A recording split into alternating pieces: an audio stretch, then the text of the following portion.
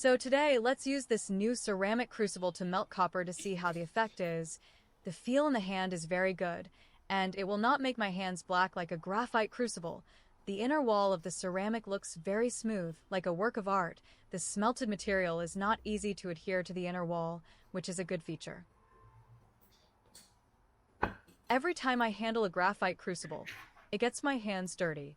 Graphite also deforms and wears under high temperatures, which I think is unavoidable, as crucibles are consumables. Neither ceramic nor graphite crucibles are indestructible. The durability of a crucible depends on proper use. However, graphite can prevent oxidation of some metals, which is helpful in the smelting of certain minerals. Now, we'll use a ceramic crucible to melt brass and see if it can liquidate at 1000 degrees Celsius. Before we begin, I want to emphasize that ceramic crucibles cannot be used to melt minerals containing alkaline substances, including borax. Borax is alkaline and will damage the ceramic crucible. It's a chemical reaction that can even cause the crucible to crack. This was a lesson for me. I used borax in a previous test, and it caused strange spots on my crucible, something like this. Luckily, I didn't add too much borax last time, or it would have been damaged. So now, let's adjust the temperature to 1000 degrees first, and wait for the temperature to reach, and then come back to see how the melting effect is. Now stop the working state of the furnace, wear protective gloves, and then open the lid. After all, there is a high temperature of 1000 degrees. I don't want my skin to be burned. It looks like the copper in the crucible has melted.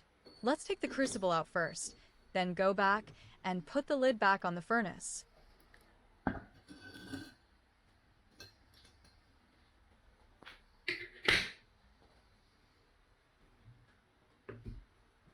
First, check the surface of the crucible for cracks. It looks normal.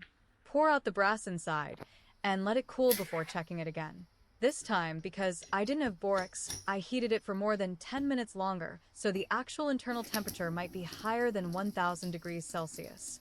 So far, the crucible is fine, and there are no obvious cracks on the surface. I'll examine it more closely after it cools down. Now that it has cooled down sufficiently, there are indeed no cracks on the surface of the crucible, and the rim of the crucible has not been deformed or worn. It looks exactly the same as before it was used. Let's take a look at the condition of the bottom of the crucible. It truly looks like it's never been used, without any flaws. If this continues, I think the durability of ceramic crucibles is indeed better than that of graphite crucibles, and the residue inside can be poured out normally after cooling. Unless it's an alkaline mineral in the furnace, I think a ceramic crucible is a good choice.